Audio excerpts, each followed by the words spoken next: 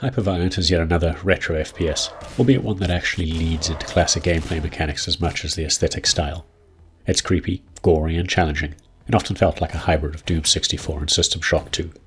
The focus is clearly on weapon choice, ammunition management and your aim, but there are light RPG elements and some strong survival horror vibes. Events kick off when your character responds to a distress signal from Commodus Asteroid 27C, a mining colony run by the oppressive, intrepid Earth Coalition. They extract a rare and valuable but poorly understood substance known as nylium. However, Facility Director Devold has clearly been after an even greater prize. Arriving in an eerily quiet and abandoned docking bay, you'll soon discover the facility is in the midst of some sort of outbreak, driving its inhabitants to extreme violence. What follows is a gradual descent through several sectors to find and dispatch Patient Zero. Unexpectedly, HYPERVIOLENT puts real effort into the storytelling. Sure, there is a voiced AI and rare survivors for exposition dumps, along with dozens of lengthy computer logs to read, many optional, some essential for door codes. But there are also cutscenes and environmental storytelling that make great use of the limited 3D and sprite-based hybrid visuals. It just remains to be seen if HYPERVIOLENT has any ideas beyond traditional cosmic horror tropes. Now, HYPERVIOLENT doesn't deviate wildly from classic first-person shooter templates. Regardless of the narrative context, you still need to blast and bludgeon your way through a blood-soaked labyrinthine space station, traversing engineering, administration, hydroponics and medical labs, hunting for color-coded keys, keypad codes and end-of-level elevators. Standing in your way are the deranged or reanimated crew, which you dispatch with an assortment of familiar weapon types. Think batons, pistols, a shotgun, machine guns, grenades and a rocket launcher. Now that's it, there are three elements that give HYPERVIOLENT the potential to stand out in a rather saturated indie genre. The first is the deliberate pacing and tension-building atmosphere. HYPERVIOLENT is traditional in the sense each level is populated by enemies you'll encounter as you explore, but the pacing fluctuates between tense explorations and bursts of violent combat. Similarly, HYPERVIOLENT is often content to let you backtrack unimpeded through gore-strewn corridors, while other times infrequently used scripted events will spawn new enemies to keep you on edge. The second element is the fast and brutal combat. Every attack, be that a zombie swipe or plasma ball, does significant damage. Staying mobile, backing into choke points, and using corners for cover feels essential, especially given the scarcity and limited effectiveness of healing items.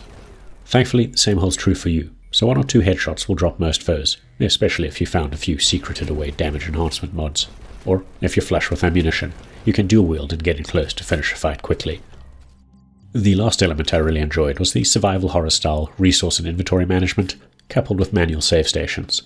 It feels reasonably well balanced, so as long as you're hoarding powerful weapons and sensible about switching between melee and ranged weapons based on the threat, HYPERVIOLENT is one of those games in which you're always just scraping through to the next save point, or infrequent autosave. On the way, you'll come to love or loathe the inventory system, which naturally doesn't pause the game, and you'll often find yourself sifting through accumulated weapons and tossing away duplicates with depleted clips.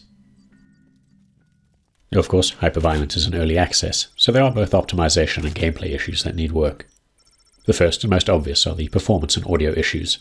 Despite playing on an i7 with a 3.3 GHz CPU, an 8GB RTX 3070, and 16GB of RAM, holding the target 60 frames per second cap was uncommon. Large framerate dips were particularly noticeable as they were accompanied by a drop in game speed that, in turn, resulted in desynchronized audio, an audio mix that already needs a lot of work as the directional audio and volume levels are all over the place.